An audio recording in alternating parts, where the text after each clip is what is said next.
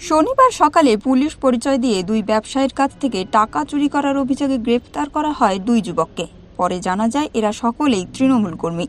ধৃতদের নাম সায়ন হালদার ও সুগত বিশ্বাস। শনিবার সকালবেলা একজন মাছ ব্যবসায়ী এবং সবজি ব্যবসায়ী যখন মাছ ও সবজি নিয়ে ফিরছিলেন, তখন এই দুজন যুবক নিজেদের এসআই পরিচয় দিয়ে তাদেরকে আটকায় এবং ব্যবসায়ীদের কাছ থেকে নগদ ৬,০০০ টাকা এবং মাছ ও সবজি লুট করে এবং এই দুই ব্যবসায়ীকে মারধর করে বলেও অভিযোগ। সিসিটিভি ফুটেজ দেখে ওই দুজনকে গ্রেফতার করেছে নিউ ব্যারাকপুর থানার পুলিশ।